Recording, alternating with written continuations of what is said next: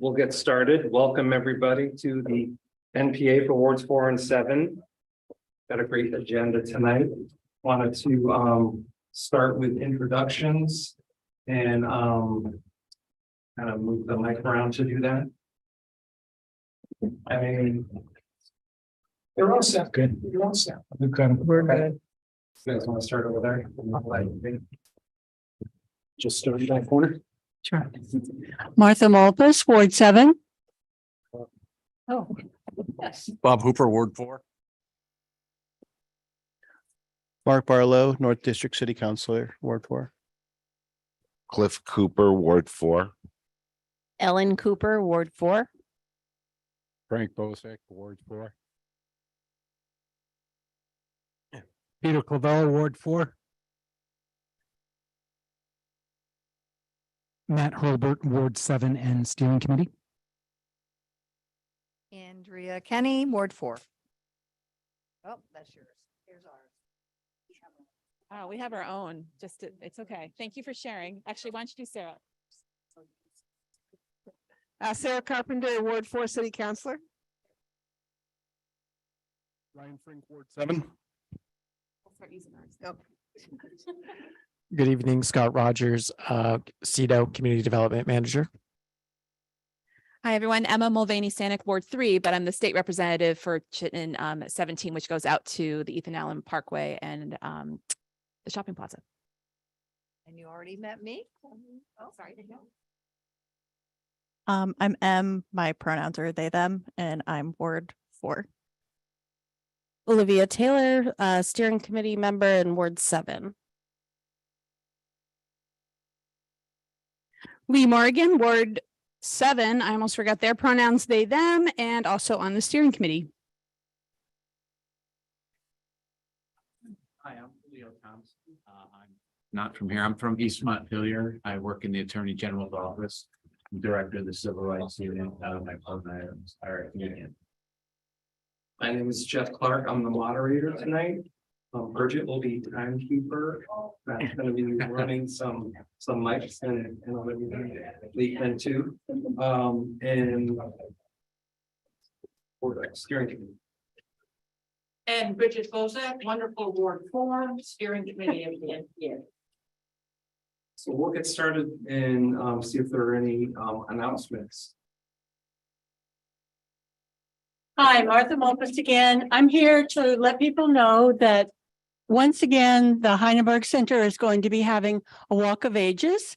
This year, it's on Saturday, May 20th from 10 to 12. This is a really important fundraiser for the center, which has a lot of activities for the community and especially for senior members of our area. It also is a provider of food. And as you know, food insecurity is a major problem these days. So if you're interested, I'm going to pass this around for you to see the details. And if you're interested, if you would, the best thing to do would be to go to the center, which is at 14 Heineberg Road, and get some more specifics and get your questions answered. Thank you.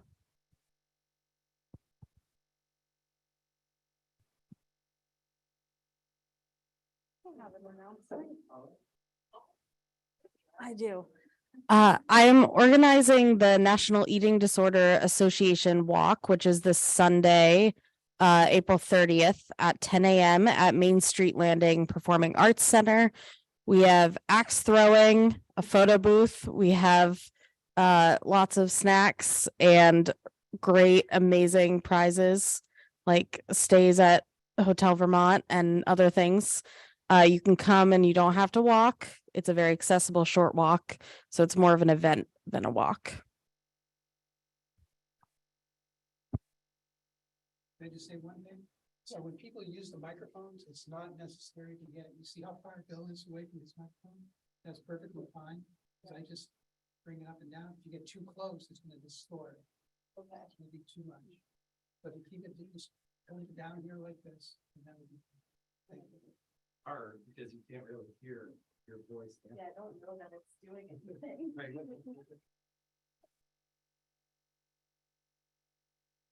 Jeff, I think there's some people online. You want to introduce them?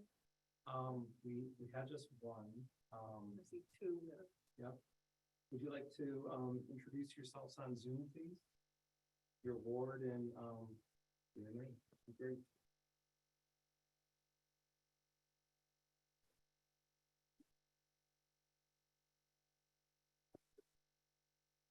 If you could unmute yourself and introduce yourself and your ward, that would be great on Zoom.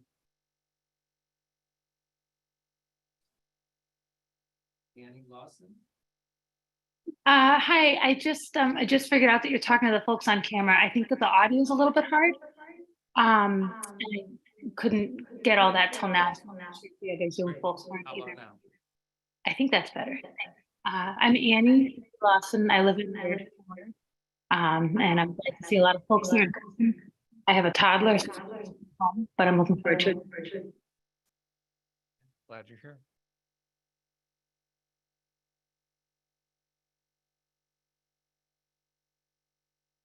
Anyone else on the Zoom? All right, we'll get started. We're going to start off with a presentation called Hate Free Vermont, facilitated maybe by Erin. She decided She's not well today. And his name is Julia. Introduce yourself. Welcome. And do you need anything else from us to bring up, or If I'm over speaking my time, I guess I'd like to. Annie, can you hear with the microphone that far away? Or Julia? It was a little tricky, but it just got a lot of things. Okay, great. Would you like me to start? Yeah. Hi. So thanks again, everybody, for coming out. So I work in the one of the units in the Attorney General's office that's called the Civil Rights Unit. The Attorney General is the chief law enforcement office of the state of Vermont. We work with the Vermont State Police and Fish and Wildlife and other agencies, but we prosecute cases in our criminal division. We protect Vermont's environment and seek environmental justice in our environmental law division. We go after scammers and unfair business practices in our consumer protection division.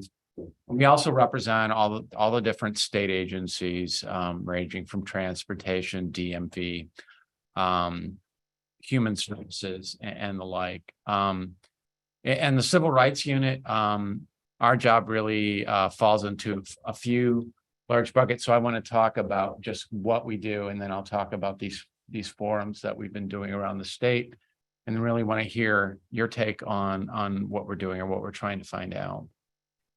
So Civil Rights Unit, we have several core functions. One is that we are the top law enforcement or enforcement entity for employment discrimination in the state of Vermont. So all employers with one or more employees are subject to a variety of laws that ban all kinds of discrimination, unequal pay, harassment, and so forth in the workplace. And we have the ability to take complaints from the public, do investigations, and in appropriate cases, take those cases to court if we can't get the employer to agree to change their practices. We have a mediation program that allows parties to try to come together and work things out, try to stay out of court whenever possible, and just get people to work together productively.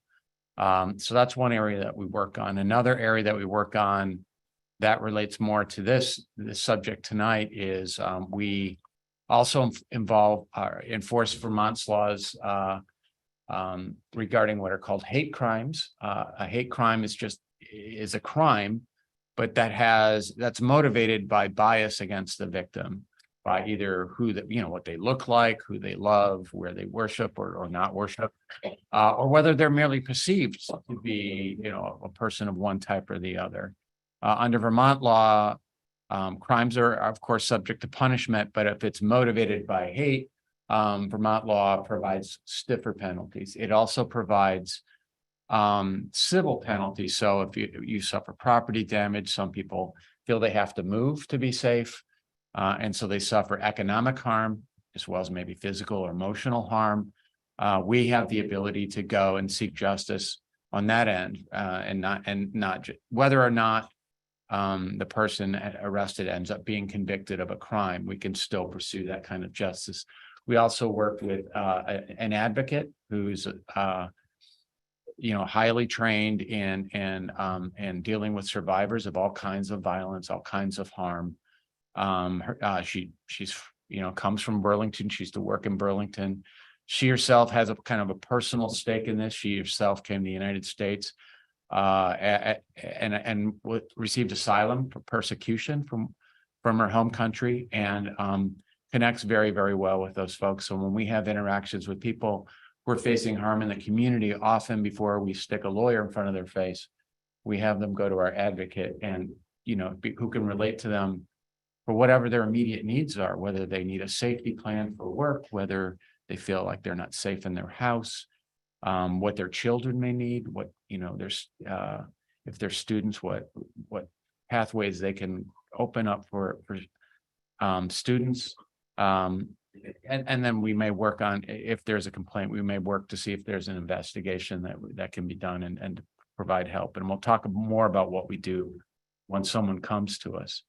I also teach at the police academy. So every police officer in Vermont who's been certified since 2009 has had to go through my class, where I teach them how to take these kinds of complaints seriously, how to look themselves for indicators of maybe a bias crime or a hate crime, and how to conduct those investigations and recognize what kind of fear multiplier these kinds of offenses are, because the hallmark of a hate crime, and one reason there's a higher penalty, is because it not just harms the victim or the survivor of whatever the act is, but also people in that community. And that's true for communities nationwide. I mean, if something happens in another state and it makes the news, let's say, in recent years, some acts of anti-Semitism in Massachusetts, it sends a ripple effect throughout the whole country. And some acts throughout the whole world for the Jewish community, because they feel they're part of that group being targeted, and people wonder when or if it's going to be directed at them. So we train law enforcement and try to get them to understand, and I'm actually doing refresher training for every police officer in the state of Vermont this year on bias incidents and hate crimes, again, to make sure that they're getting out there with their eyes open, their ears open, their hearts open, take these complaints seriously, and learn how to work with us and other agencies I'll talk about in a moment to respond to acts of hate. Even if they're not crimes, there still may be harm that's going on that we want to try to work on. So we do that. We also get involved in litigation at the national level on civil rights issues. So since I've been in civil rights, we worked on the marriage equality cases in connection with New York and Connecticut. It's resulted in 2 successful Supreme Court decisions recognizing marriage equality for the whole country. In the last administration, I think I was involved with a dozen or more lawsuits dealing with various human rights issues that surfaced in the immigration context. And many of those were successful as well. And we also may be asked by other parts of the country if they're facing legal challenges, if there's going to be a court challenge in their state, and that can deal with issues that relate to LGBTQ issues. That's active right now, as you're obviously aware. We will get involved or be invited to submit a brief or participate in a brief supporting another organization's efforts to overturn or to challenge those laws, often on constitutional grounds, basically equal protection for all. And so we will get involved in those as well. The last function that we perform, and we have a representative here who can attest to that, is that we're often present in the legislature, either providing some technical assistance on laws that come, within our authority, or advocating to expand the laws. Today, I spent most of my day in committee supporting legislation that would provide even stronger protections against harassment of workers or customers, people facing discrimination in public. And then I was in another committee on a bill that is looking at the intent of the bill is to limit and eliminate law enforcement's use of deception if they're interrogating a juvenile. There's good science that has been brought out in testimony that young people in particular, because of brain development issues, are susceptible to providing false confessions. And so we're working with folks to try to sensitize law enforcement to that and create clear guardrails on what is permitted and what's not permitted. I'm sorry, my phone is lighting up. So that's part of what we do in the civil rights unit. Could I ask the Zoom folks if you can hear okay? Excuse me. Sure. Yes. Thank you. Great. Since 2019, and we had a brief interruption with the that's the wrong word. We had an interruption with the pandemic. There's a lot of things were interrupted. But we started in 2019, just going to different parts of the state and talking to them about what we do in kind of the hate crime and bias incidents space and the things that we can do and the people we work with. And I'm going to elaborate on that in a little bit, as you know, and maybe through Q&A we can do a little bit more of that. But just going around communities and asking them, like, okay, so what are we missing? So people call us. We developed a system I'll talk about in a little bit. Where in 2019 we developed kind of a network that's headquartered in our office among law enforcement in the state, so that the state's attorneys and police, if they get a call about some act of bias, even if it's not a crime, even if it doesn't violate any law, but someone is alleging there's something going on in the community that has a bias element, that they share that information with us. Because the law enforcement, the police department, historically, here and pretty much everywhere, I mean, in the country, it's changing slowly, and Vermont's part of the change, is that if they can't arrest someone, historically, law enforcement, I think, okay, well, sorry, we can't do anything. And so a few years back, we went to law enforcement and to the county prosecutors and say, well, you can do something, which is let us know about it and see if we can find the right people to address, because something might not be a crime, but it still might be housing discrimination. And we have a state agency, the Human Rights Commission, that are experts in housing discrimination. That's what they do. That's their job. Your taxes pay them to take housing discrimination cases and find justice for people facing, barriers to housing.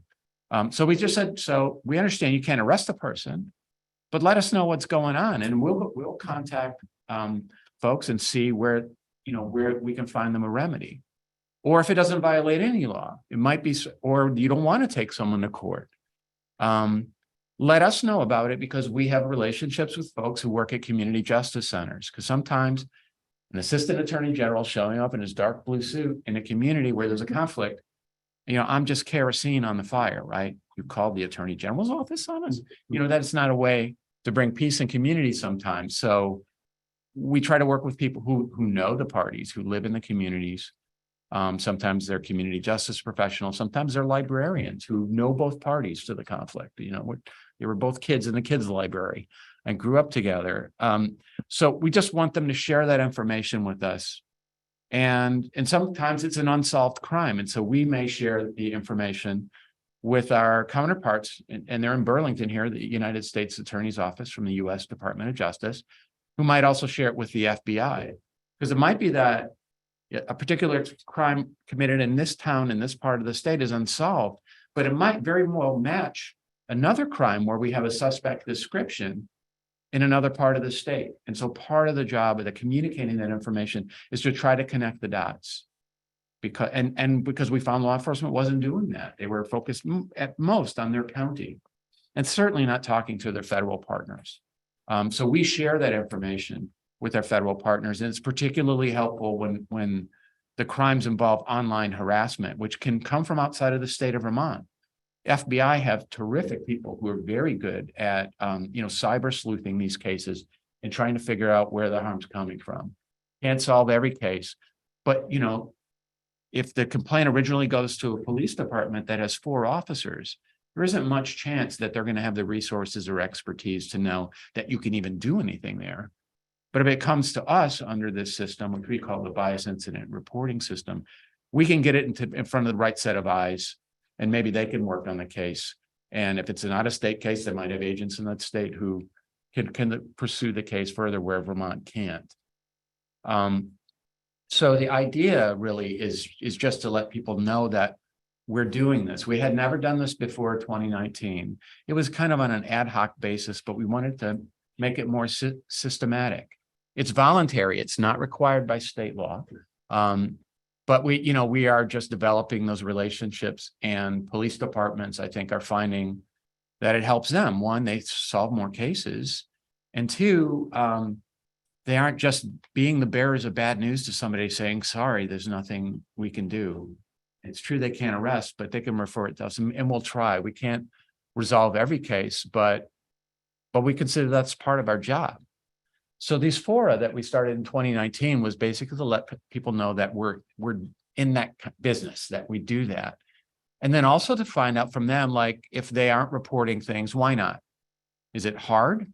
Some people have reported back to us some of the barriers that they face, and then we try to work on those inside. So look at ourselves, but also talk to law enforcement. And also, frankly, there was a change in law that came out of ideas that came out of 2019 forums. Prosecutors thought the standard for proving a hate crime was really high. You had to, at the time, it said you had to show it was maliciously motivated by bias, and that's hard to prove because sometimes people do things for a bunch of different reasons, right? In the law business, we call that mixed motives, where it could be that you bumped into my car and I'm mad about that.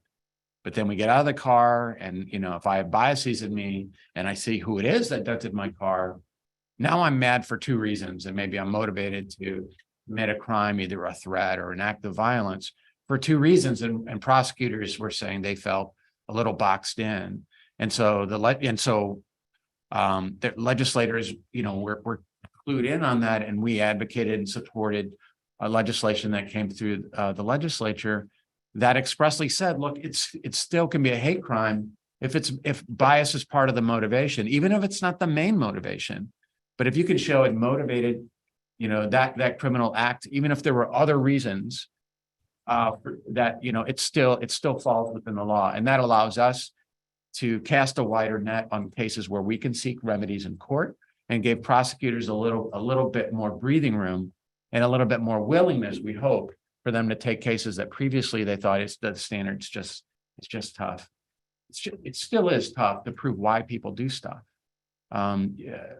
Prosecutors don't have to prove in a bank robbery case, you don't have to prove why the robber robbed the bank, right? They just have to prove that you did it and you knew what you were doing, but your motivation isn't part of it. With hate crimes, motivation is kind of the part that makes it, that's the aggravating part. That's what makes it worse, is that bias motivation. So it's not always easy to prove. But as a direct result of that feedback that we received in those forums, the Vermont law changed. Today, I get just as an aside on the civil rights bill I was sitting in today, there was an amendment that has to do with protecting kids in schools. I don't know. It's going to be voted on tomorrow. I can't predict how it's going to come out, but I will tell you in the committee room, my own assessment of that additional protection of like that getting through the committee completely changed today. Not because there were lawyers talking, and not me, but other lawyers were talking about the law and so forth. But what really moved the needle there were three parents talking about their kids' experience. Completely. I mean, when you think about, does a community have a voice in the legislature?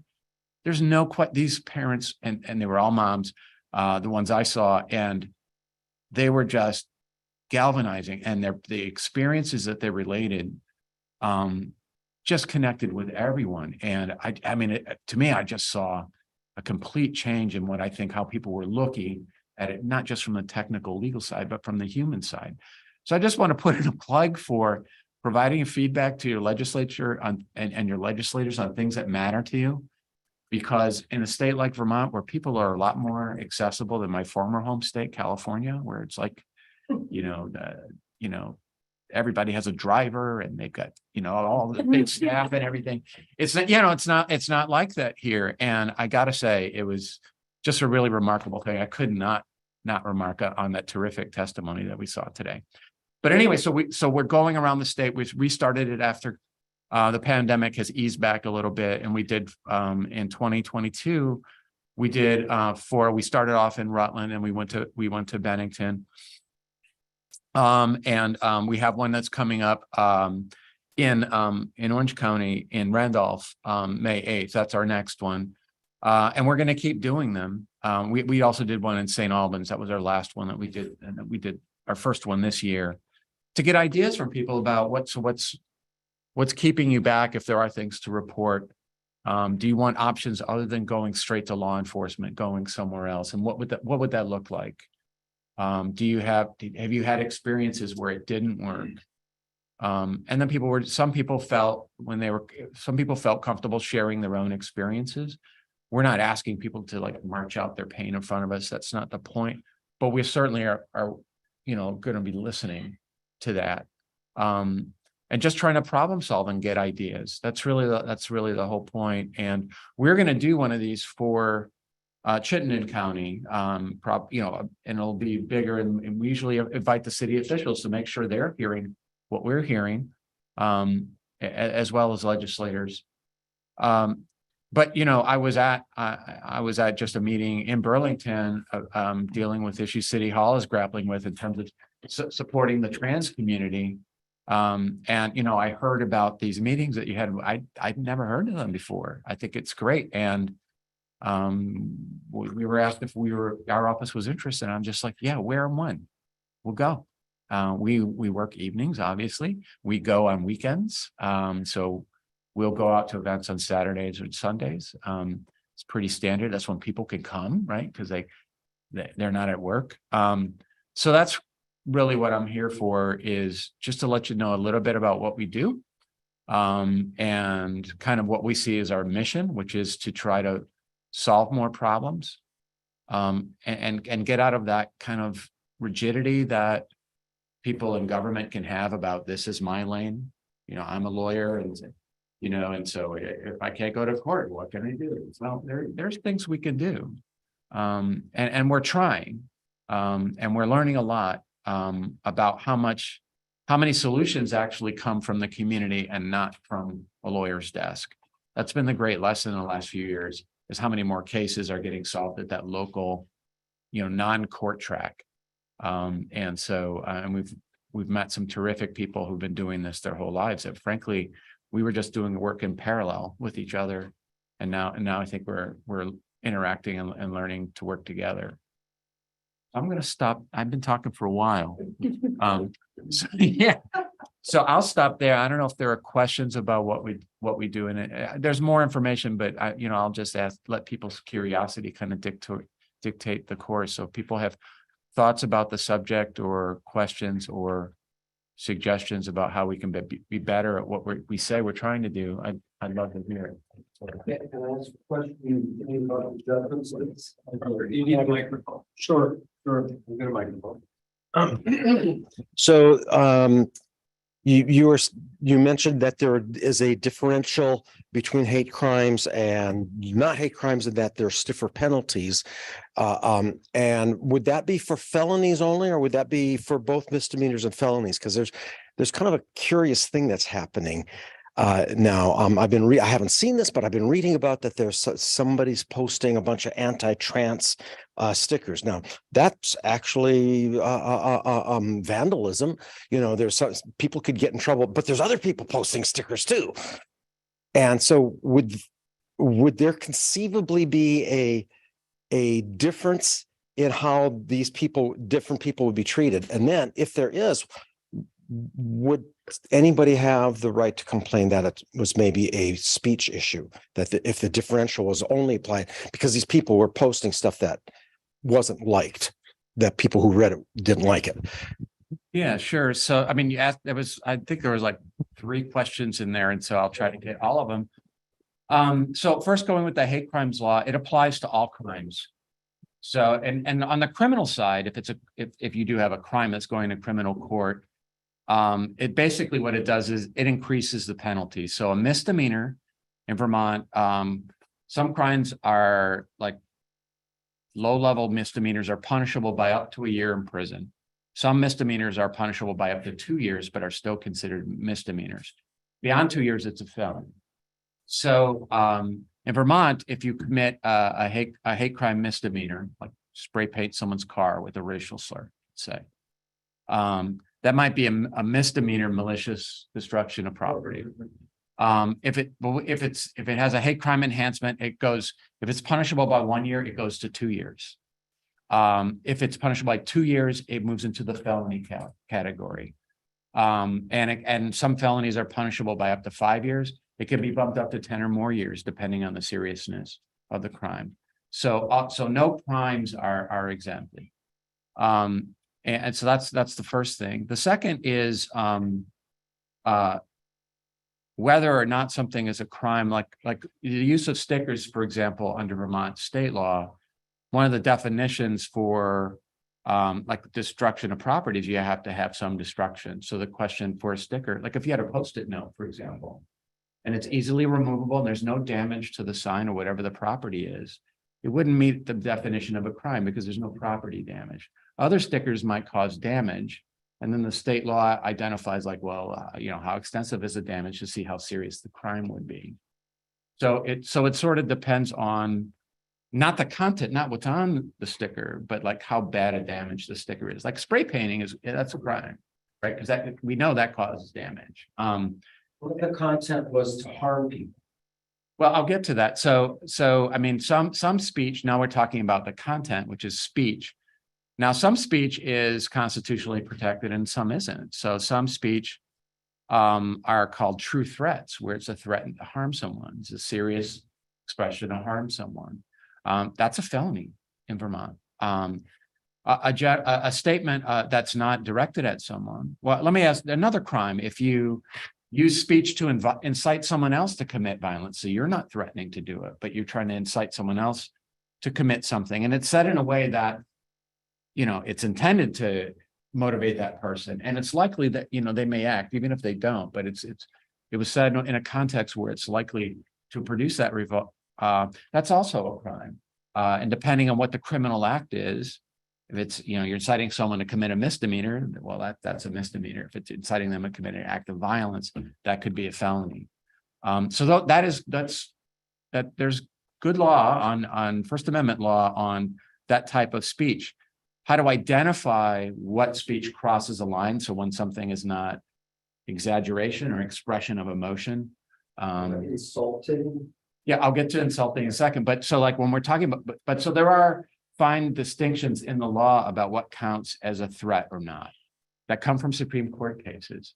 But if it's speech where it's just a racial slur about a group of people or something that's expresses bigotry, it's not directed at anyone, it's not that's not a crime. A lot of that is constitutionally protected, but not if you commit a crime in expressing it. So just because I can constitutionally say out loud, any American say out loud could say a racial slur, doesn't mean that if you deface a building with spray paint that it's protected.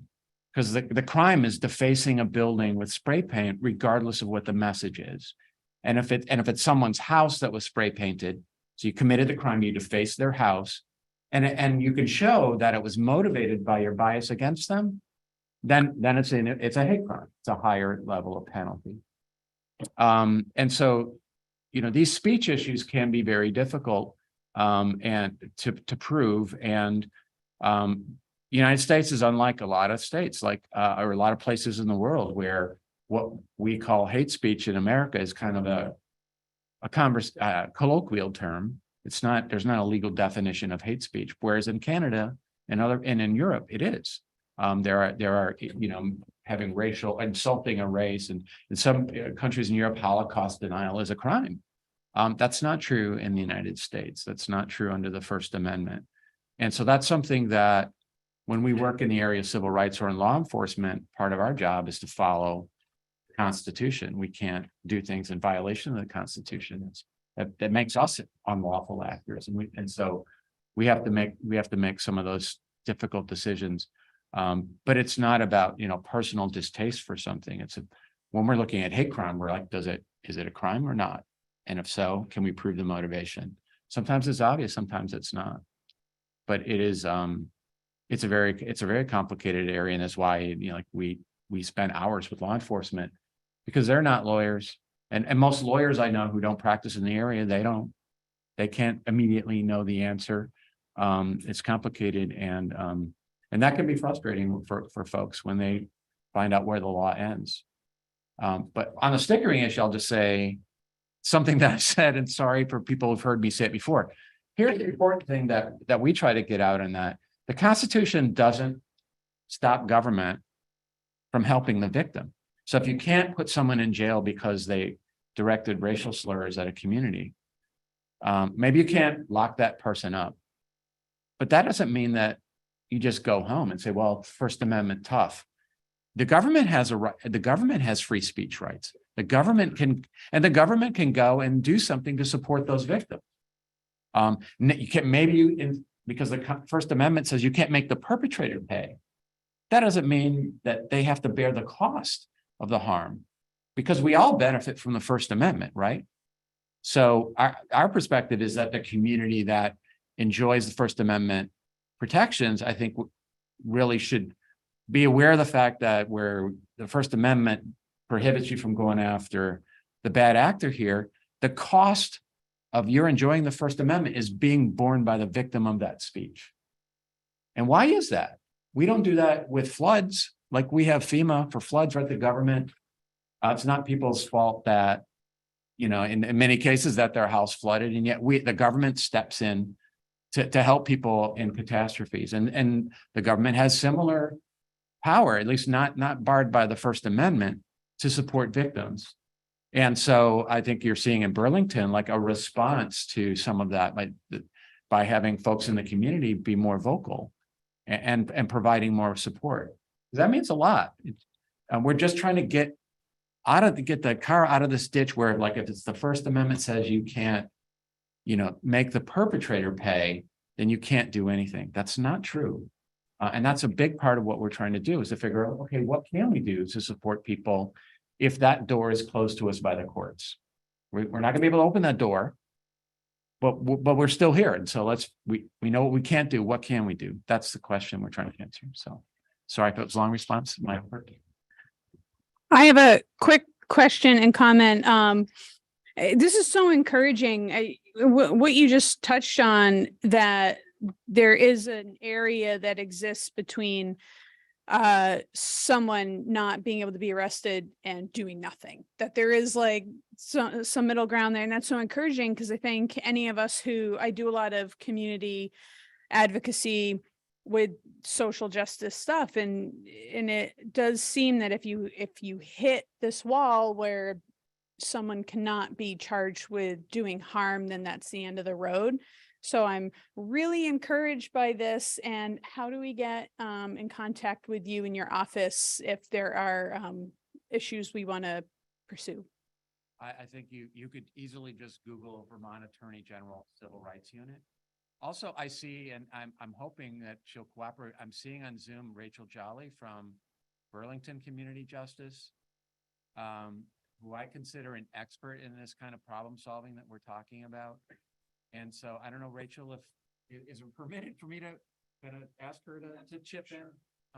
Rachel, could you help us out there? Sure. Yeah. The Burlington Community Justice Center, which is can you hear me? Okay. We are part of the Community and Economic Development Office of Burlington. We're located in a different building. 200 Church Street is where we're at. And our website is burlingtoncjc.org in terms of contact information and having a sense of our scale and scope of programs. We certainly want to be a resource for crime and harm in Burlington. And actually we, with some of our programs, we serve all of Chittenden County.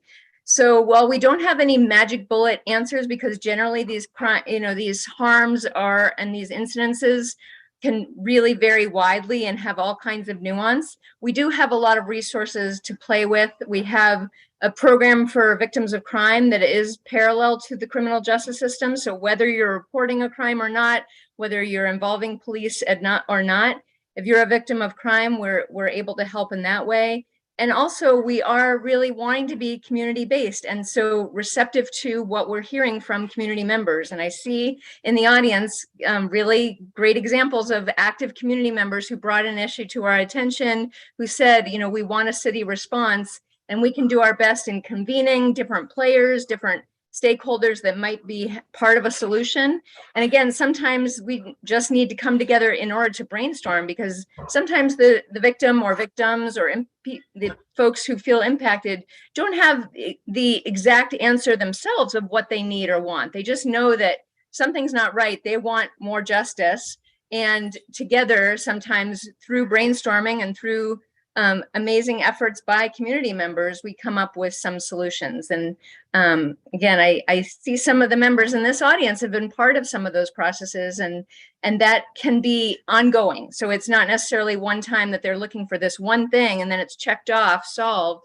It can be an ongoing issue. And I think, you know, Julio bringing up the anti-trans stickering incident is a great example of that, because nationally and locally, we're seeing ongoing impacts of the various ways that the LGBTQ community is being attacked and questioned and threatened with various laws, et cetera. So these are not necessarily just, okay, let's deal with the stickering. It's more of this ongoing issue of showing support for various communities. And so the CJC has one more program that I'll just call out, which is called the Conflict Assistance Program, or CAP. And that's more individual, like neighborhood disputes, et cetera. If bias is a part of that, we're going to be looking at it really differently in terms of power dynamics that might be in a room between the various parties, calling in different people that we might not have on staff, but that we feel do have the expertise that are needed for a given situation. So I do just want to highlight that if we don't have the resources at hand, we are committed to trying to find them at various levels of community. And that doesn't have to be in the 05401 zip code. You know, we can, again, we serve Chittenden County, but we have stakeholders that are statewide and different partners, including the AGO's office. So I guess that's repetitive, AGO, the O is the office. So including the AGO. So hopefully that gives you a good platform of learning a little bit more about us, but I'm happy to answer questions as well. I do have is this the right? Okay, cool. So I guess this past summer had a Black Lives Matter and trans people belong signs that were both destroyed, and I found in the woods near me. And I did report that using the police department, whatever system online. And then a few weeks later, I got a notification that it was resolved. I never got anyone reaching out to me or emailing me or calling me or any of that. So I guess that's my feedback for, I tried to report, or at least let them know about a crime, not necessarily a crime, a biased incident, possibly, and never heard anything back. I mean, I don't know, like the date and time. To me, it sounds Yeah. like the department didn't contact our office, because we contact everybody. Okay. And Yeah. usually the first point of contact with our office is from Armina Medic, who's our victims advocate. We don't just send emails, and I don't even know what resolved means. I mean, I kind of a point of advocacy that we're working on in our office, and this is something that, because this program is voluntary, there's no state law. We can't make a police department do it. There's no consequences if they can't. And so we just have to use kind of our power at the pulpit to make sure people are not missing these things. And that's not just officers, that's also dispatchers, you know, as well as management and town managers and all representatives. But, you know, because we have that role in the law enforcement system where they can share information to us that's not public record, because it's a criminal investigation. And so, as you know, I mean, anyone who's read anything in the news in the past few years, I mean, there's more than one kind of intersection with, you know, terrorism threats, right? I mean, the Justice Department is really focusing on a lot of lost ground that they had on white supremacist terror threats in the country. So that would be my guess. I mean, I'd like to follow up with you afterwards, but that would be my guess, is that it didn't know, because we get signed notices all the time and we respond to them. Yeah. Gonna make it sort of multifold answer, and I can't say why it wasn't responded, but we do know in Burlington, we have a function where you can report these things, particularly like the stickering. It's called See, Click, Fix. So we strongly encourage that. We've just added a category, or the city's added a category where it's hate speech or looks like hate speech.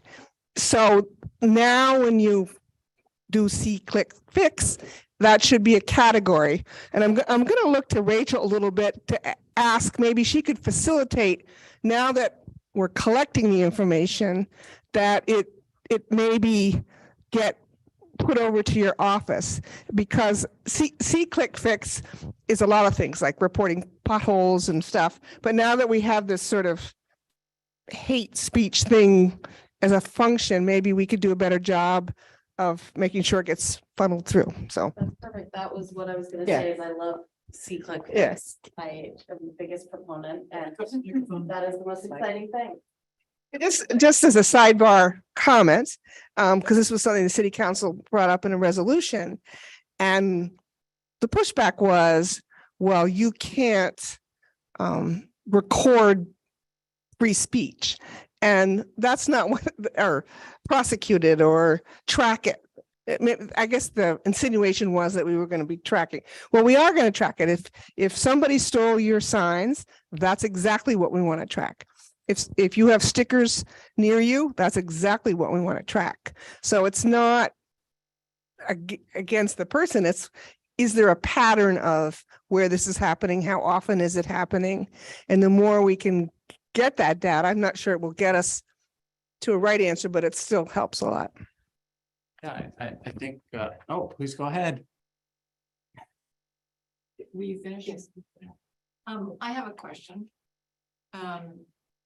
Before the crime is committed or the crime is identified as a crime, my question centers around the role of social media and the organization of that free speech. Is a social media tweet, email, whatever all the others are, Facebook, expressing hate clearly against anyone but a minority group, is that free speech? But and if it is in an organized fashion. It is not me telling you my bias or my hate against someone in a casual conversation. It is the use of a technology tool, a technology that is regulated by state and federal government. Is it your office that might be tracking this kind of potential crime using social media? We are involved in that, and we work very closely with the FBI on that. I can't get into details because some of it is tradecraft, so to speak. But one of the things I teach law enforcement at the academy is that I might give them an introduction to the dark web and familiarize them with different social media sites where organized groups are known to use that as an organizing tool. So just to speak at a very general level, there are many hate groups in the world who use social media that is consumed by the United States, but that the people who are posting, like in Germany, for example, most of them don't use Twitter. They use different websites that they create to recruit people. And I'm not going to name it because I don't want to give them free publicity, so to speak. And it's deeper than that in terms of recruiting, because they use heavy metal music. There are people around the world and in the United States who know how to develop violent video games that reenact acts of violence against, marginalized communities as a way of trying to bring children, to desensitize them to ideas about genocide and racial and religious hatred. So it's very multifaceted. And we also not only work with law enforcement on that, and the federal authorities have many more resources than we do in Vermont. But we also work with folks who work in the private space. So a few years back, I went for a training. Part of the training was to meet with the internet specialist at the Simon Wiesenthal Center in Los Angeles. All states' attorney general's offices were there. So it wasn't just for Vermont. My colleagues in Mississippi and Florida, Maine and New Hampshire were there, so that they were teaching us more about the dark web and about where to look. The Southern Poverty Law Center has an amazing database of racist tattoos and graffiti. They use a lot of symbolism, a lot of numerical hints, so that you look, so it's something that looks like a number, or someone who's in a photograph is displaying numbers. Those numbers refer maybe to Hitler or to some other message that group subscribes to. So we do try to use all of those tools, and you know, we partnered with, we talked to the Southern Poverty Law Center. We also talked with the Anti-Defamation League, the ADL in Boston, about incidents to see where we have unsolved cases in particular. Do they have activity on the border, you know, the Vermont borders? It's a lot of work, and it requires a lot of knowledge. And part of the reason that we got involved in this space is because so many of our departments are just small. They're just small, and they don't have the resources. I know many departments, they have one detective, and it's usually the chief who you know, who's got to run a department. And so that's why we want them to get on our radar, so we can get it if we need experts, to get it to the experts. But Twitter's only the tip of the iceberg, I have to say. Yeah.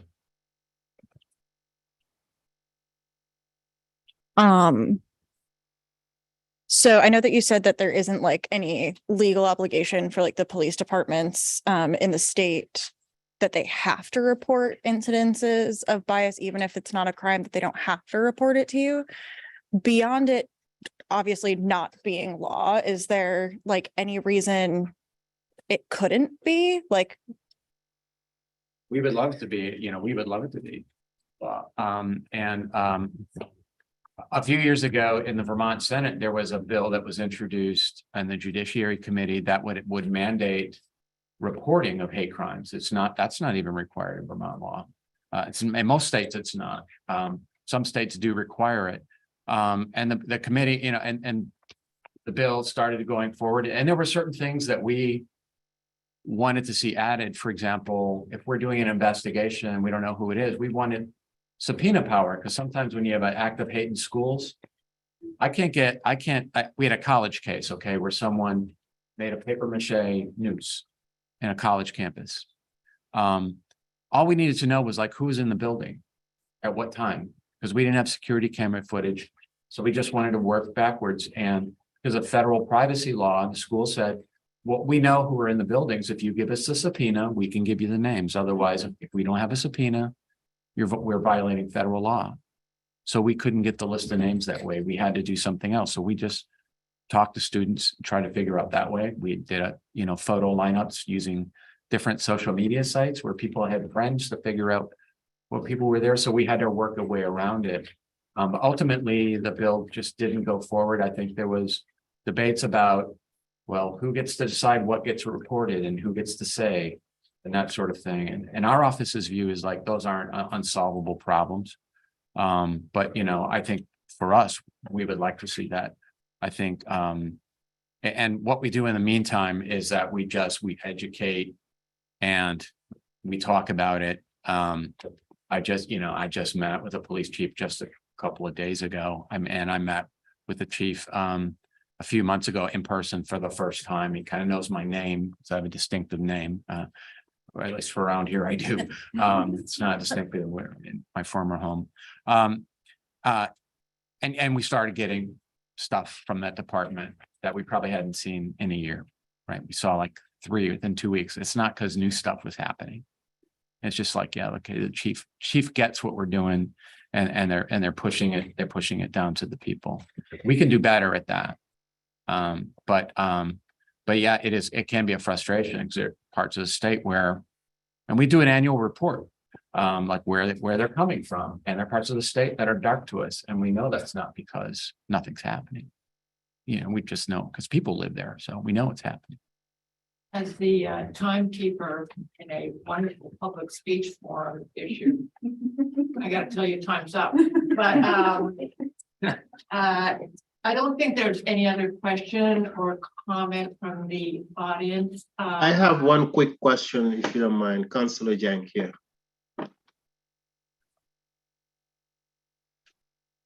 Can I ask?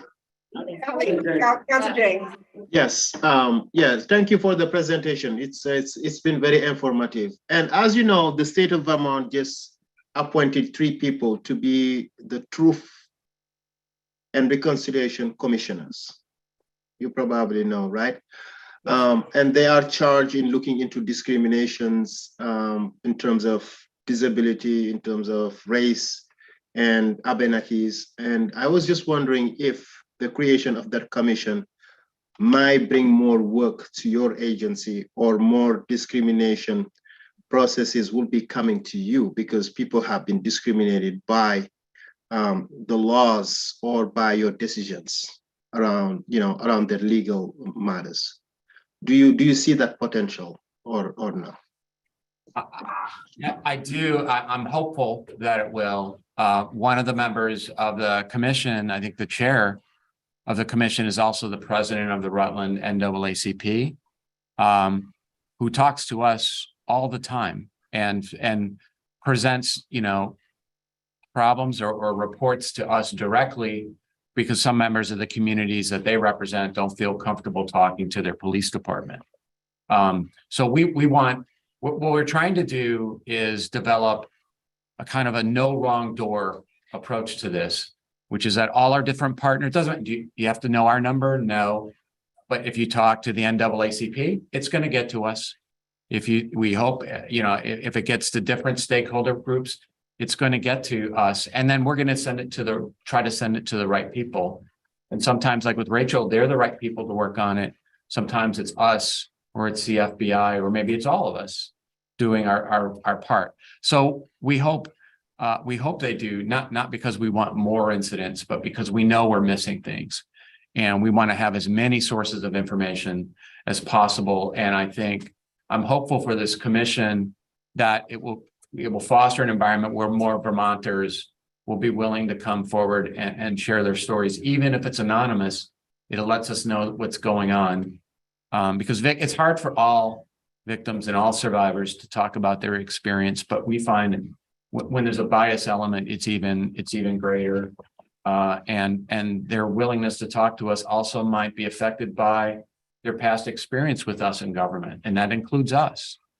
I mentioned people's reluctance in dealing with law enforcement, but I'm a lawyer, and all the awful laws that we had in our country, historically, lawyers wrote those. So we have that history too. We acknowledge that.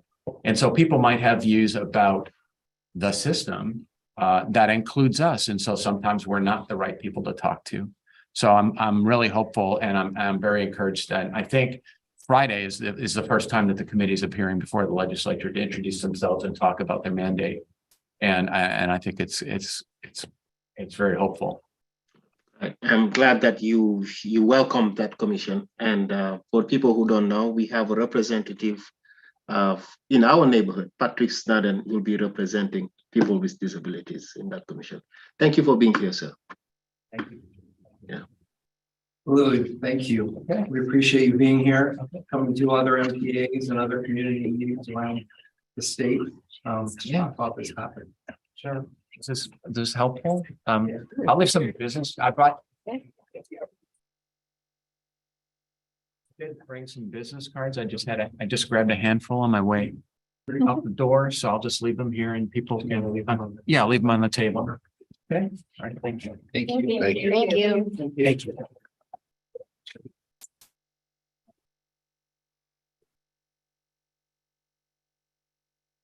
We'll move on to our next topic. This is about public safety and oversight, a new North End perspective.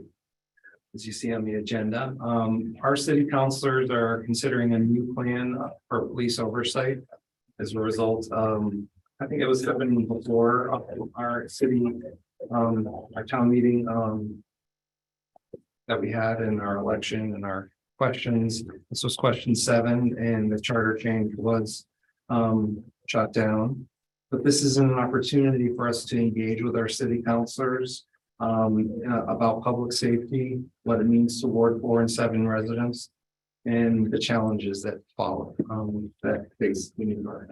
So they had asked if we could have this be on the agenda, and we agreed that it would be a great thing as they're working on this at the city council. So I don't know if you and Mark want to come up to the Sarah.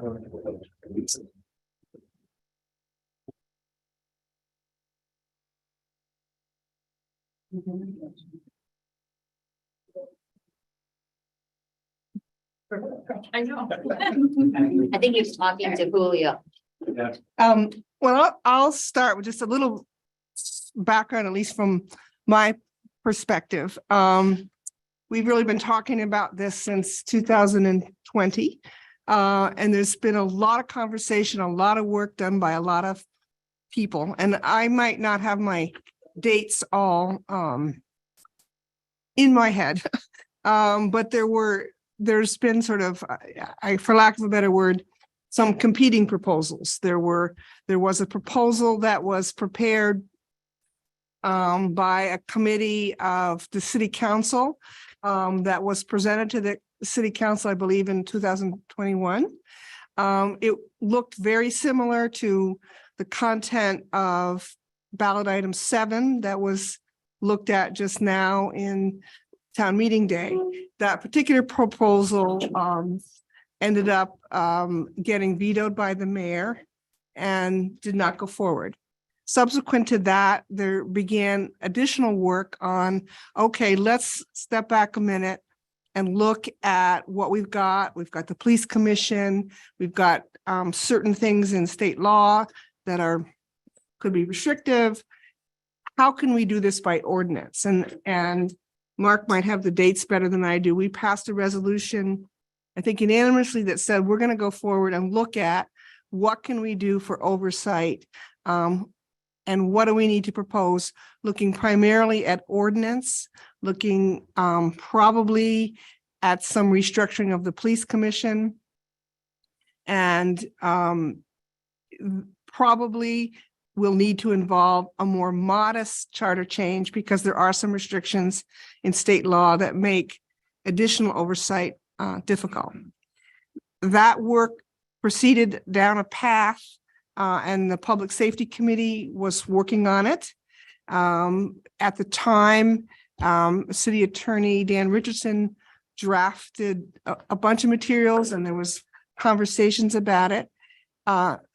Attorney Richardson ended up leaving the city, and on a kind of parallel track, the citizen group that proposed ballot item 7 resurrected itself and made a proposal for a charter change that was on our ballot that did not pass.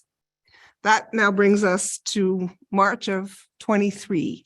At this point in time, myself clearly and the previous counselors as well as the new counselors are committed to trying to resurrect the conversation of an oversight process that will primarily be involving ordinance.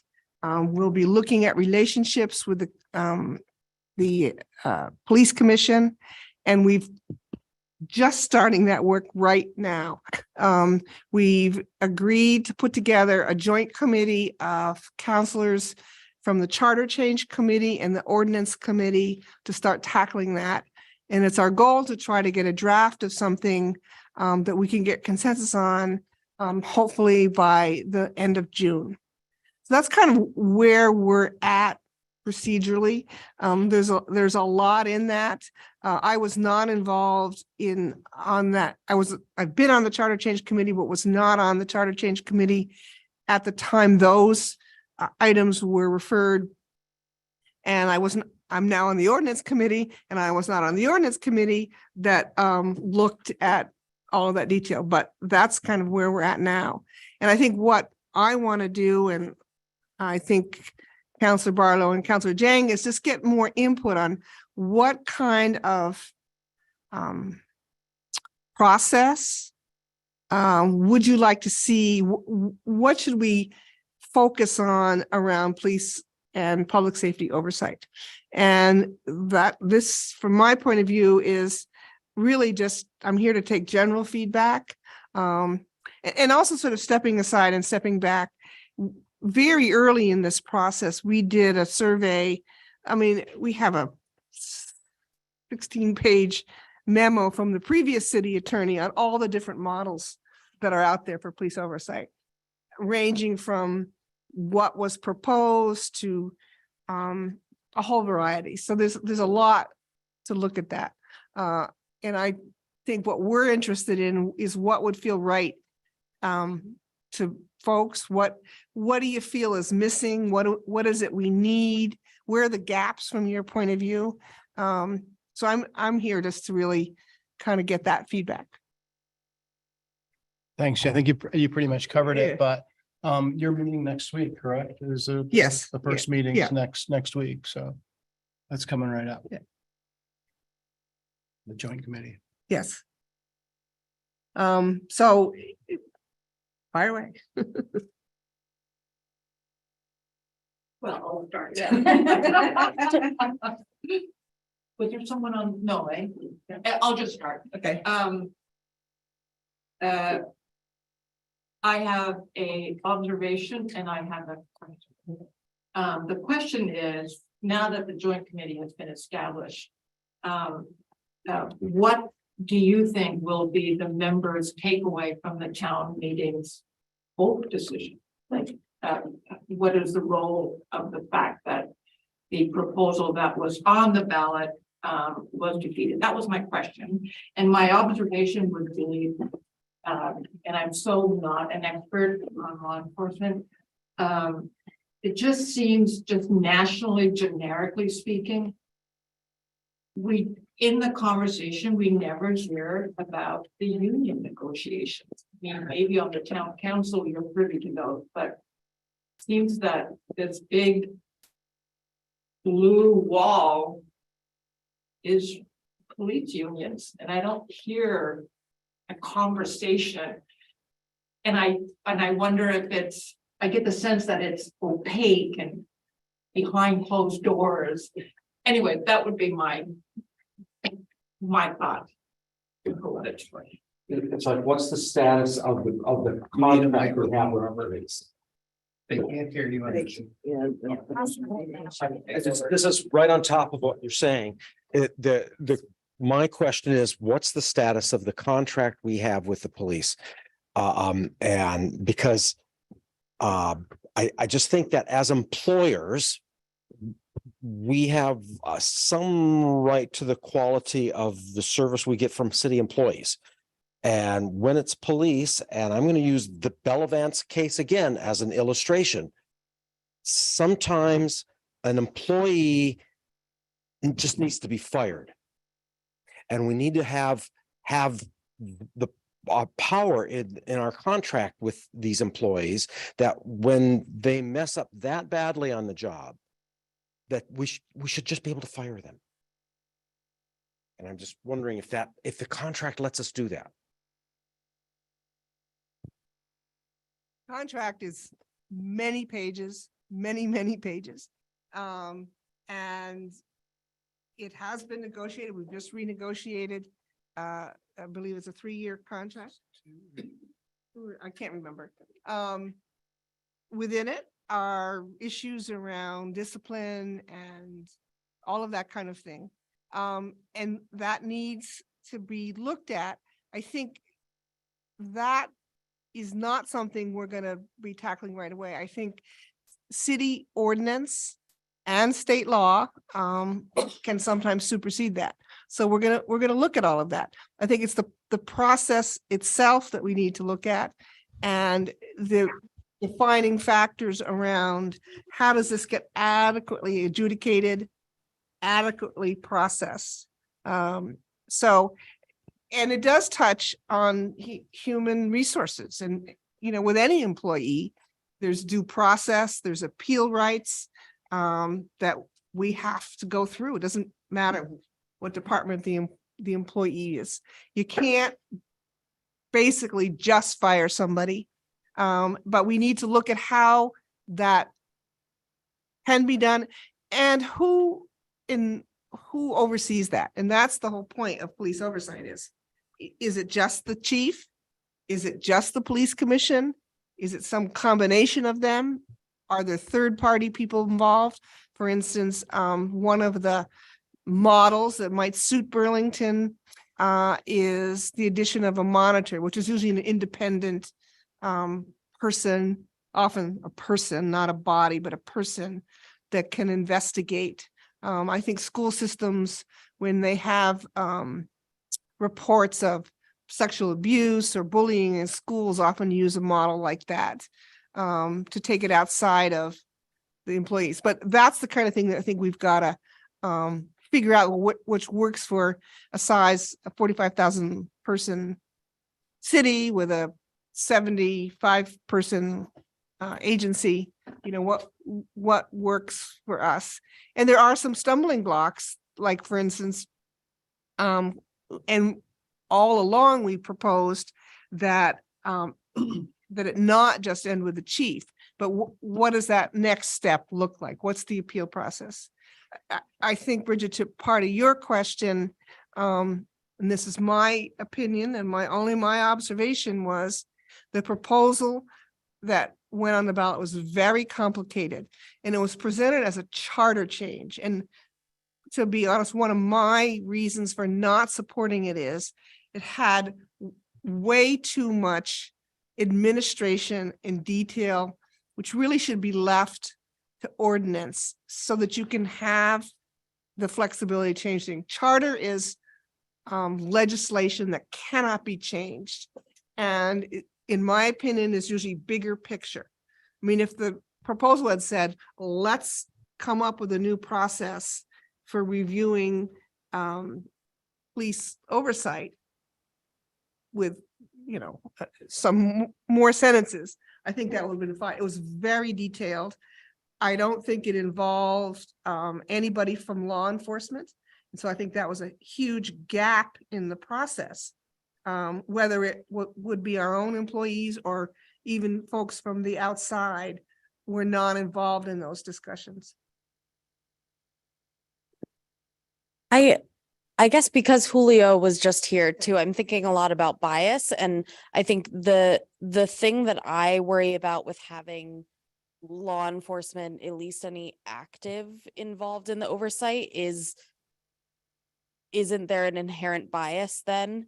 And I think, I don't know if this is maybe a conversation you can have with the AGO about how to assess bias in the police department and how we can kind of preempt the need to fire people by making sure that we're checking that bias. I would love to see type of oversight that teaches and really includes bias as part of the oversight. So how do we see if they are reporting crimes or all these things? Maybe that could be part of it. Maybe it can be their own personal learning journeys as well to figure out where their biases are. And then even when you are determining who is going to be overseeing all these things, if we can kind of consider, I think a lot of people, I did hear a lot of pushback about not having law enforcement involved as oversight, but I also feel like we also don't want to swing too far that way where they kind of have another vote there. So I just think whatever you all decide, do maybe push some bias work within that. There are a lot of professional oversight boards that have members of the profession as part of the oversight because they are content matter experts as well, and they understand the entity and the role of the people that are being overseen. So I personally feel it's important to have people from law enforcement who understand. I guess I just meant maybe someone who previously was instead of someone who actively is. And maybe that would be a different way of addressing that without like active, I don't know. I don't know enough, but that's kind of my thought. Hi, could I? Hi, this is Mila Grant. Could I make a comment? Please. Are there any other comments from people in wards 4 and 7? Yeah. Okay, I guess just wanted to say that it sounds like you're kind of asking us what we want the process to be for oversight. And for myself, I'm much more interested in the outcomes. I think we give police a lot of power, right? We give them the power to take property, arrest someone, which can make them lose their job, and they can do direct violence to somebody. And so the outcome that I'd like to see is a reduction in abuse or misuse of that power. So instead of focusing on what type of oversight we'd like, I guess the question to you is, you've seen all these examples from around the country. Have any of those examples actually resulted in a reduction of the abuse of power? Because that's the one that I would like to go with. I'm not sure that I can answer that in entirety. And I think that's part of the work we need to do, because I would agree with you that it is outcomes. And it's quite varied. I mean, a model for a city of $500,000, 500,000 people might be very different from a city of 45,000. So we need to look at that. And we need to figure out sort of the scale and, how many complaints a year do we get now? Going back to, I think, one of your conversations, I mean, I think we need to look at probably restructuring part of, what are the qualifications for being on the police commission? Because we do have a civilian oversight body. I mean, it exists, whether it needs support through ordinance or the relationship to the chief, I think is what we've got to yet determine. But we do have a civilian oversight body. And in my opinion, I think we need to figure out how to enhance that. And I agree with Livia's point. There's a whole lot packed into what we need to continue to do with training in the department. So that won't go away or can't go away. That's really got to be front and center. That's everyday work that's simply got to continue to happen. I don't think an oversight body in any means takes away from that. I mean, that's got to be the day-to-day work.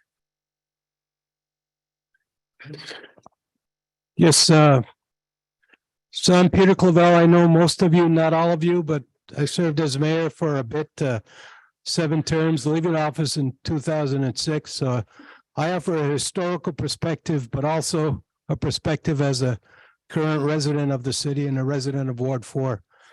Burlington, like so many cities across this country, has found itself amidst a public safety crisis over the past 3 years. And I think it's generally recognized that police reform, not only police reform, but reform of the criminal justice sector is a way out of this crisis. And we need to find a new way of policing, which we need to reinvent policing. And I think this issue of oversight, civilian oversight, is a very important piece of it. But I come at this from the perspective that the idea of creating an independent city department charged with police oversight, it's not the right fit for Burlington. I also was really troubled by the fact that those serving on the committee being charged with police oversight were prohibited from having any expertise in the field. And I do think that we have an opportunity in Burlington to utilize the current Citizens Commission, the Police Commission, and entrust them with some authority and responsibility for police oversight. So in my mind, that would be the preferred model, is to entrust the police commission with that authority. Not to, but also not remove the chief of police from the loop of having responsibility and authority and accountability for police discipline, which the proposition that we voted on in March did. I think the police chief needs to be in the loop, but it can't be the end of the process in terms of police discipline.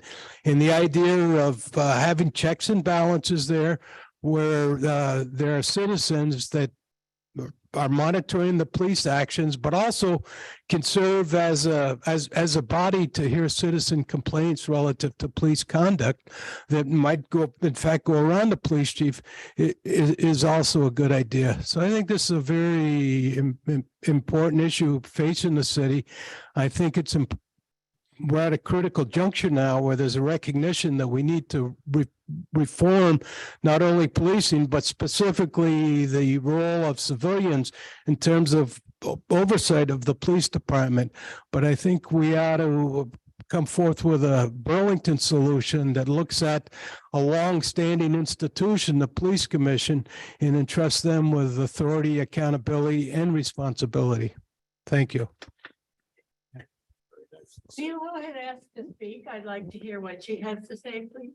Well, I think Annie is a resident, so residents get her. Okay, I'd still like to hear Mila at that point. Annie, you have your hand up? Yeah, thanks. And thanks for pointing that out too, Martha.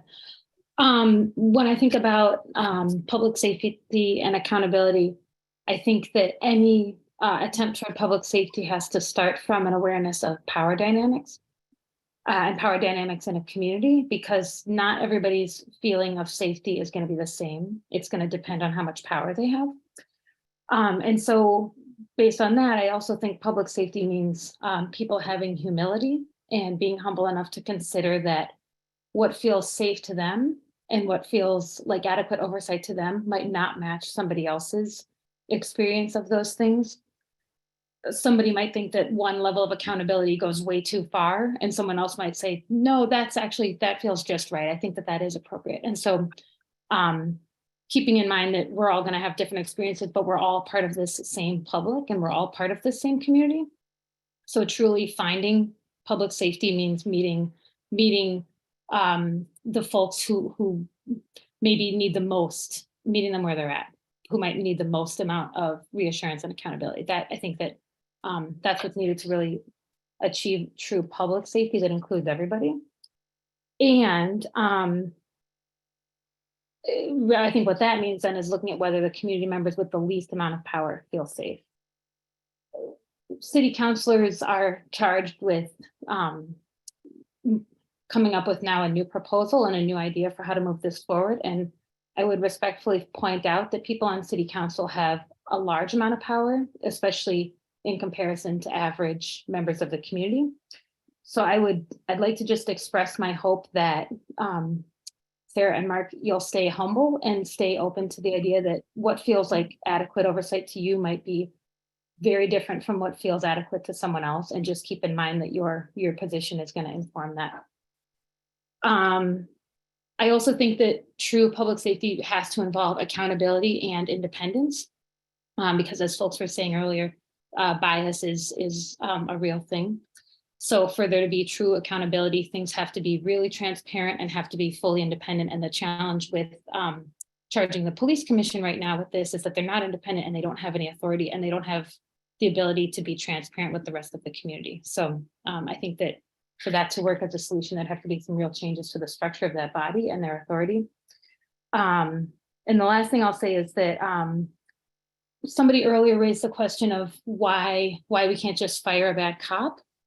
And one of the counselors, I think, responded that we don't have that authority in city council, and it's because of the state legislature. And I might have misunderstood that, but I do know, and I am aware that city councilors can fire members of the police department, or excuse me, city councilors can fire members of the fire department.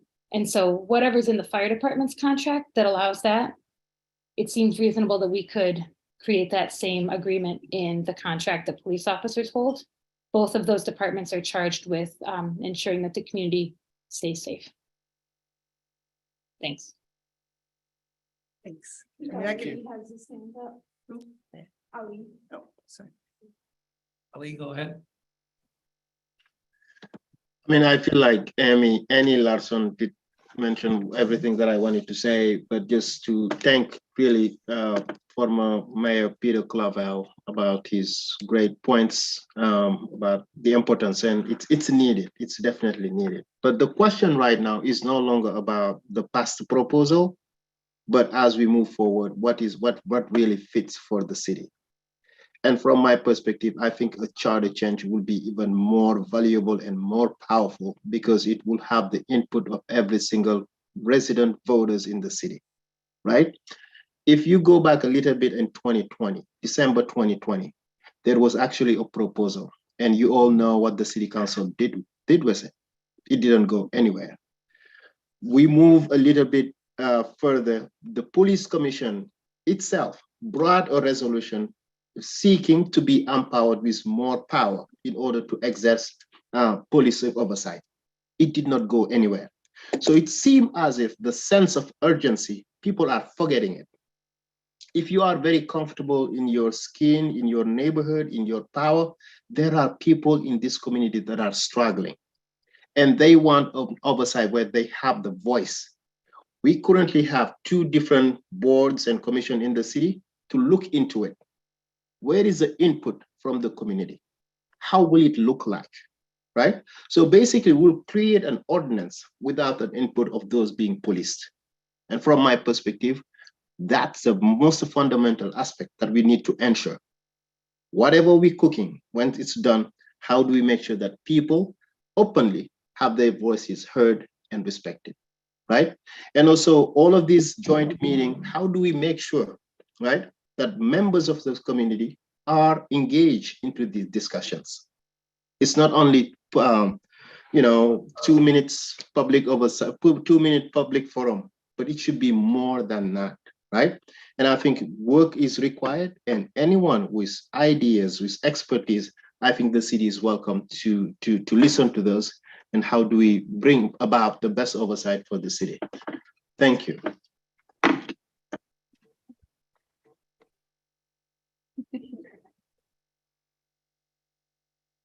Well, I'm really happy we could put together this forum tonight, and I'm really glad to see so many people here. When I think about oversight, I think a huge part that's lacking in the community is trust, trust with the police force. And I think, a huge contributor to that is really the lack of transparency around discipline and the discipline process. For those of you who don't know, the chief is responsible for the discipline, and the information's very cloistered. The police commission does get to review it, but they can't talk about it. If a commissioner feels like, something wasn't adequate, well, we'll never know that. And so how the community is finding out about discipline that may be insufficient is the most extreme explosive cases where it either goes to court or there's a 32-day occupation of a public park, or there's an article in a newspaper. We're only hearing about these most explosive discipline issues. And, I would want, if you were to ask me, do you trust the police department? I feel like I don't have the information because I'm only seeing the worst case scenario with the discipline. And, I think if the discipline could be more transparent, I think it could only be helpful in building trust because, Chief Murad may be handling 99% of the discipline in a way that feels really good and equitable to all Burlingtonians. But I mean, there's no way to know that. So for me, I don't even feel like I have the information to make an informed decision on whether I can trust the discipline process. So for me, I think a huge part of building trust with the community is there be ways for the community to be able to know and assess how the discipline is being handled. And I am sure that there are creative ways that can be worked out with the police union in a way that also feels equitable to them. Like maybe it's having the data disaggregated in a way that doesn't violate their employment confidentiality with discipline. I'm sure there's a way that could be equitable for all involved, but still be informative.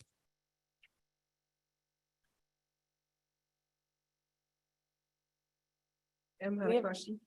We have one on the. Adam, are you from Wards 4 or 7? Yeah, I'm from Ward 4. Great. What's your question? So yeah, I think as a, I guess a perspective to kind of share as a social worker who, I work, downtown with folks living with substance use in their lives. Often homelessness is touching their lives, and also the intersectionality of mental health, mental and wellness. And I think something that comes to my mind is a lot of the folks who I sit with and share space with have had lots of encounters with police, and that is often encounters that leave them with a feeling of distrust and very just experiences that just seemed that could have been avoidable had there been different a different approach. So I think something I think of is just kind of like, how do we find ways to have a system that holds people accountable, but also not losing sight of like how can this be something that helps proactively raise awareness and bring people together to like not have to respond to something that happens, but actually like start thinking about measures to get ahead of moments that don't need to happen. And I think that isn't necessarily what we're talking about here, but I think that's something that needs to be held in any conversation of like, people are really are suffering, and often the impacts and effects of these things all coming together, substance use, mental health, and home, lack of housing is like a lack of hope, and that can be a scary place for anyone to be in. And I think those voices need to be heard. And I think when we're thinking about how we design something, the voices of those who often are having the most impact or the most touch points with police, I'm not certain or confident their voices are being heard. They're being heard in a way that's actually change is coming from that. And I think that's something that I hope moving forward, that we can find ways to use those who have relationships with folks in the community to bring forward their voices, because I think there's lots of knowledge to gain. And I will say too, there's folks who've had very wonderful experiences with the police. So it's not just things that are negative. There's also lots to learn from the touch points that have been very positive too. And I think of those things when we're talking today, and not losing sight of like the voices that aren't in this room today and maybe have never been in the room to kind of share how they would like to see a different police department kind of system, as well as how to hold those accountable who have been hurt.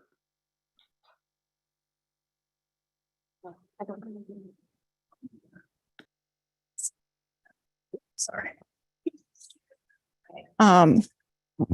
We'll get it figured out. I just want to point out that I feel like has been touched on a little bit, but I don't think necessarily explicitly said, is that something that I think you sort of mentioned was like, well, we need to look at what's been reported for people maybe reporting bad incidents with the police. But the most marginalized communities that have historically and currently had those bad run-ins with the police for whatever reason, so people of color, queer people, people who are low income or don't have or are homeless or have addictions, like all of those marginalized communities don't have power and they feel hopeless, and they don't think that reporting it is the way they view it is that the best outcome of reporting something is nothing happens. But if they report it and people know who their names are and the police know who their names are, they fear retaliation. And I think that going forward in looking at oversight, it can't just be looking at what's been reported. There needs to be an active movement and active whatever by the city council to find out what's not being reported and why. Because that's just as important, if not more important, because those are the people who are disproportionately being affected by those negative interactions with the police. And I know for myself, I haven't specifically had any negative interactions with any particular person in the police department, but I've done things like report the like transphobic stickering to the police department as graffiti. And especially when I was first trying to figure out who to reach about that, no one responded.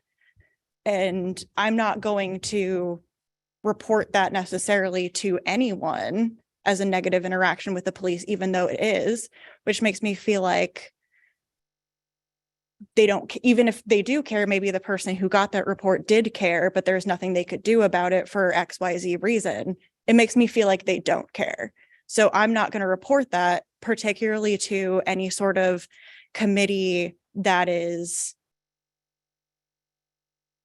specifically run by members of the police department, because that makes me feel like they don't care. And if it's a situation where it's like maybe majority community members with some police experts, that makes me feel better because more people on that committee are going to identify with me personally, rather than people who are a part of that community that we are trying to oversee, who are likely, in my opinion, and what I've seen, are probably just going to default to agreeing with the police. And I know even if that's not true, that's not necessarily true, that's how a lot of people perceive it. So it can't just be an oversight that is run by and like overly biased in the aspect of the police department, because no one's going to trust that.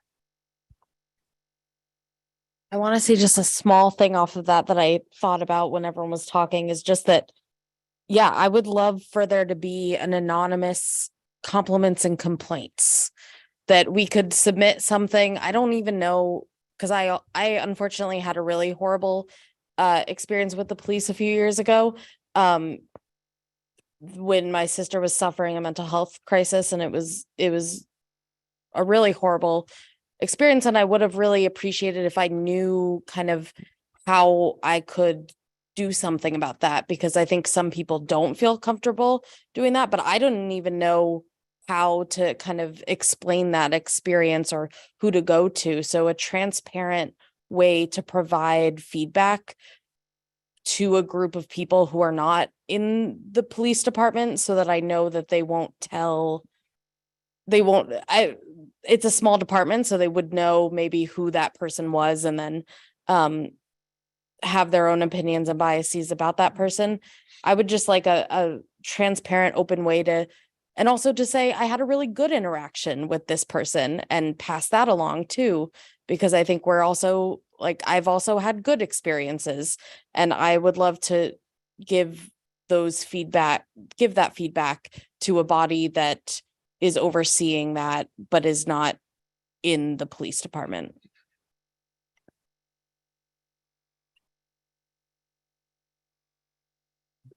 Talking about police oversight, we have to figure out where we are right now. Has anybody read the April Chief's report? We have 64 people on the police department totally. Of that, 6 of them are inactive now. That leaves 58.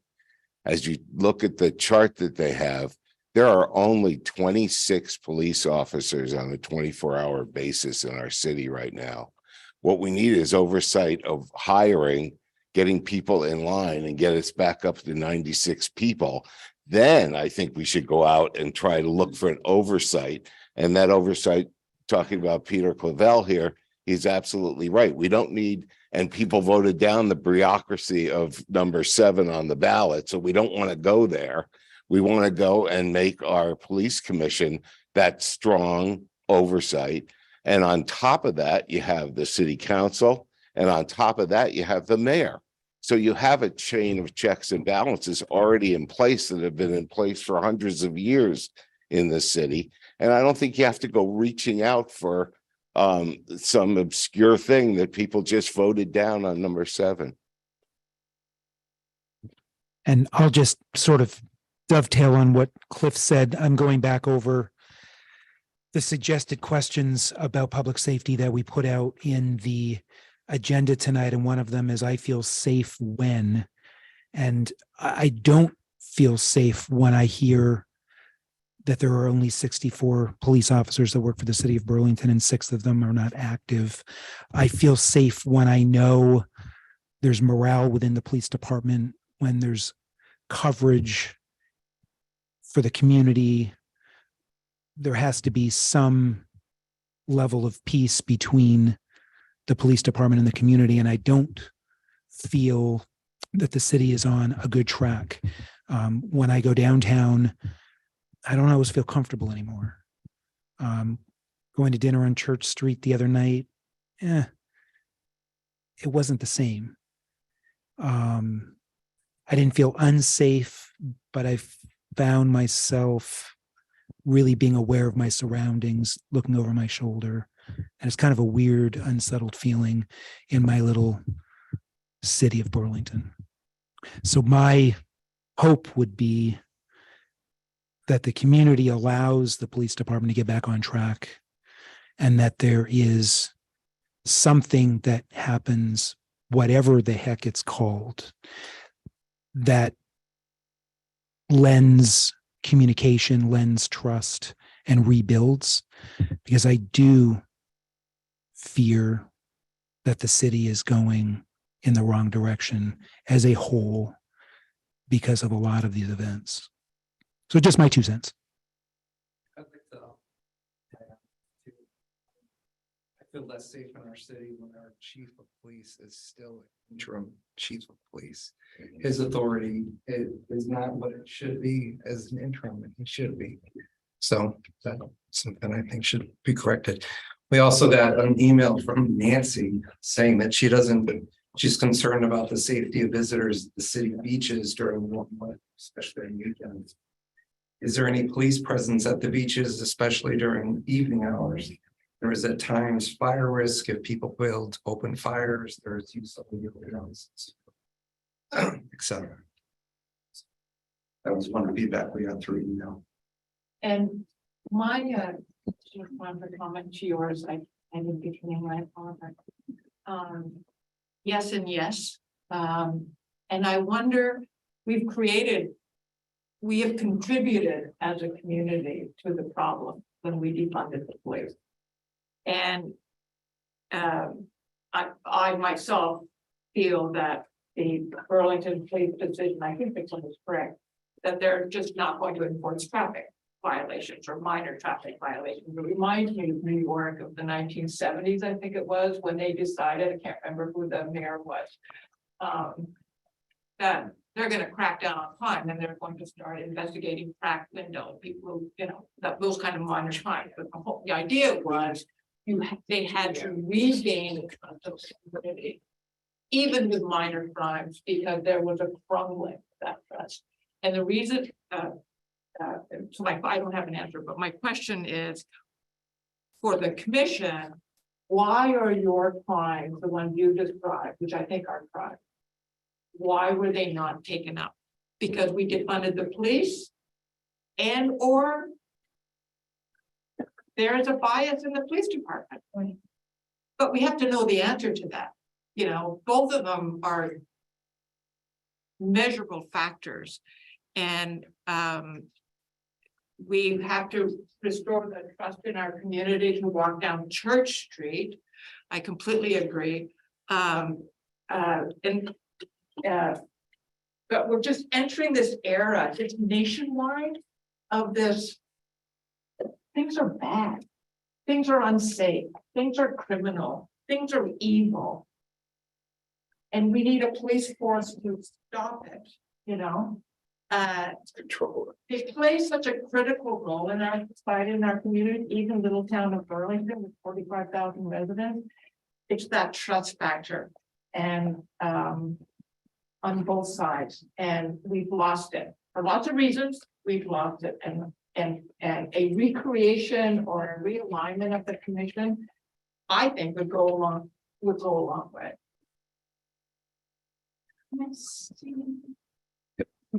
You can speak if you're. I was just going to say the most patient lady in the room is Milo, and maybe we could just give her 2 minutes and then come back. Is that fair, guys? We've got We still have 15 minutes. Actually a pertinent question that I will need to follow up on. Okay, so we're, did you hear that, Milo? So, You're next. so Milo, I'm going to ask you for clarifying help after I give this little plug. So Olivia had talked about it would be good if there's a place where we could make anonymous concerns and also commendations, and Milo can probably provide better information. There is a spot for that. I'm not sure if it's on the website of the police department or the police commission.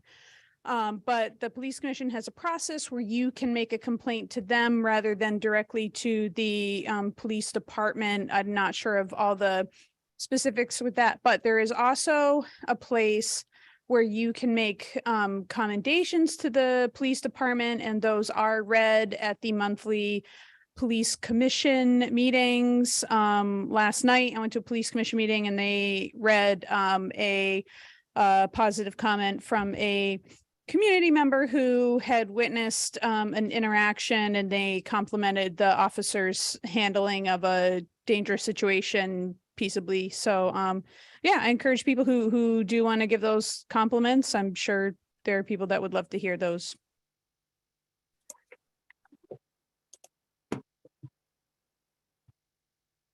Hi, could I jump in? Yes. Just a quick reminder, I am now on the city council. I am serving on the public safety committee. As some of you know, I previously served as a police commissioner, and I served on the special committee to review policing policies. So I've been knee deep in public safety issues going on for 4 years now. I've been taking a lot of notes. So thank you, Lee, for what you said. Absolutely correct. People can report commendations directly to the police department or report them to any one of the police commissioners. The email addresses are located on the city's website. And this can also include commendations. We recently had a commendation during my last meeting for CSO, which was great to see because people in the community are welcoming those positions, and those positions are able to handle a number of incidents that do not require a sworn officer. With regards to anonymous complaints, if someone doesn't want to use the online portal, they can talk directly to a police commissioner, and they can request an anonymous executive session with the police commission. That is something that has happened in the past when people wanted to give additional information about what their complaint was and what they wanted to report. Sometimes complaints are too anonymous. People don't want to give information. They don't even want anybody to know what they have. So they'll submit something on the portal, but there's no contact information. And sometimes we can't follow up on certain complaints if we can't actually talk to a person. And the police department can't follow up with them if they can't actually talk to the person to verify certain details. But some people do that because they are afraid that they would be targeted. That is a real fear. I wanted to answer some other questions that I've heard with regards to safety on the beaches. There are park rangers now, and one of the issues that the park rangers are going to be working on is to be educating people on how to use the space. And this would be people that include Burlington residents, tourists, because there has been issues in the past with the number of bonfires that were being set. So park rangers will be on the beaches. I think there's only 2 of them right now, but I know there's some seasonal people. I'd have to check into that. The park rangers, unfortunately, have to deal with a lot of issues around cleaning up spaces where people are using. As we all know, we are in the midst of a horrendous drug crisis that is only getting worse. So there is sometimes the park rangers have to deal with handling these spaces, moving people who are trying to camp in the parks. You get complaints in one park. It's kind of a dark game of whack-a-mole. Move someone to another location, move them again, move them again. It depends on the number of complaints that people are doing, but they're trying very hard to limit encampments. But it's going to get worse after some of the funds for housing start to disappear in June. Going back to someone who had a question about the contract, if you want to email me at megrant@burlingtonvt.gov, I'd be happy to send you a copy of the contract. There were items from the CNA review of the department that were related to the contract. These items were submitted to the negotiator. I found it personally disappointing that a lot of these items, I wish they could have done better. For example, the department does not save disciplinary records for very long. It's way below what is considered best practice. And it really wasn't increased much. And there were a number of items, too numerous in detail to go into now. But anyone who wants to look at the contract, it is available to look at. Trust is really important. Trust is in the first pillar of the 21st century policing. That is something that is thrown around a lot, but we don't follow those pillars in Burlington, and that's something we need to be honest about and that we need to look at. 37% of the population voted for ballot item 7. Yes, that percentage was not enough to pass it, but it's not an insignificant number. This group has thousands and thousands of emails. This group is meeting. They are monitoring what the city council is going to do.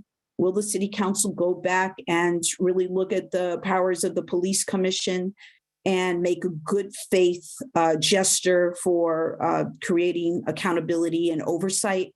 If not, this organization will go back and come back with something else, because we feel the need, and I do count myself with them because I have been deeply concerned, and this is based on what I've seen. We are not policed the same in the city, which is why we had protests too, which is why we have a certain divide, which is why some people feel safe and other people don't. We are not policed the same. Equity is an issue, and equity not only just around race, but around economics, many levels.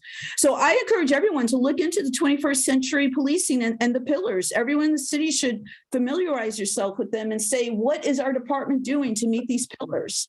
Because we need them to really take a look at that. And they have a new person who will be helping with providing outreach and public information.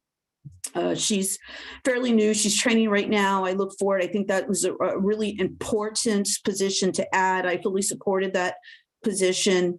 I gave input into the job description because we need to make inroads. And I think I'll leave it there. I want to say there might have been another question that I might have missed that someone. Oh, hiring. I will say about hiring quickly.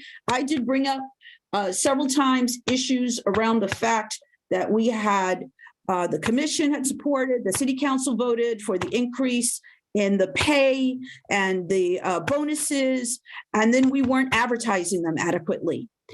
And I brought this to the attention of the mayor. I ultimately brought it attention to City Council President Paul, who had it fixed. But some of that information, if you're someone, especially from out of state, and you're considering a lateral transfer to our city, you're not getting the full information about what's available to you. And that might prevent you from putting in an application. So I think we have to make sure that we're dotting all the i's and crossing the t's. It was ridiculous to have gone through the process to do this increase in funds so that the department can build back and then not advertise what we were offering. Even on the city's own website, where you go to put in an application, the salary was wrong. It was pretty astounding. Thank you very much. ME Grant at burlingtonvt.gov. I'd be happy to answer any other questions people have.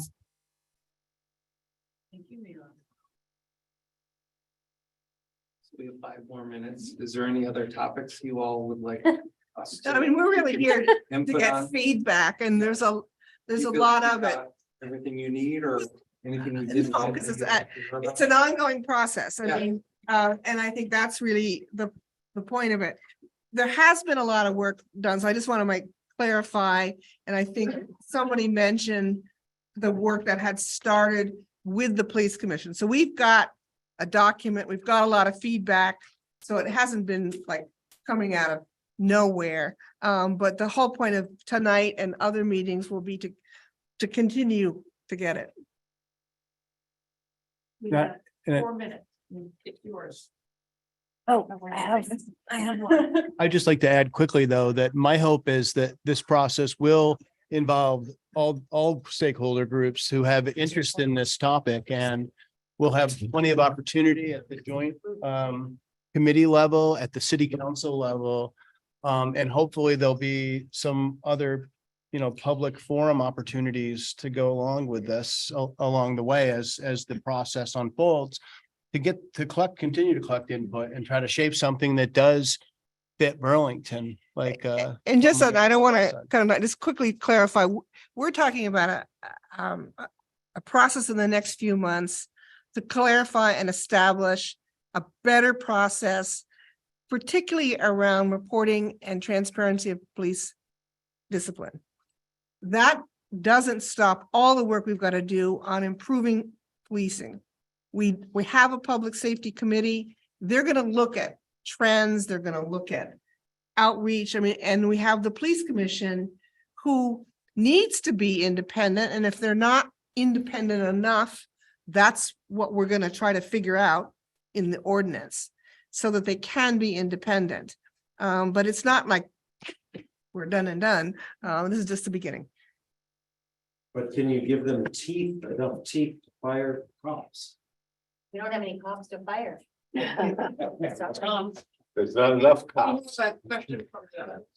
So just 2 things really quick. One is, I totally hear and to some extent agree that I don't feel like there's necessarily enough staff on the police to handle everything that's being thrown at them. But at the same time, I don't think that it's a situation where we can wait on things like an ordinance like this to hire up to that. I think those things need to be in tandem to show faith to the community, but also to tell potential hires in the police department, this is what we're looking for. It can't be one and then the other. They can be at the same time, but it can't be, we have to staff up before we figure this out. We need to figure it out, in my opinion, first. And then the other thing is, I think it's really important to make sure whether these conversations continue to happen like in this sort of forum or any other forum, it needs to be making sure we're reaching out to everyone, not just the people who maybe have the time they don't have kids or they can leave their kids at home, or maybe people have to work at night or whatever to make ends meet. We need to make sure we're reaching every single person, because the people who are the most marginalized and the people who view the police as untrustworthy are the people who are more likely to be abused by the power the police have. So space needs to be actively made for those people to be in part of the conversation as well. Opposite side.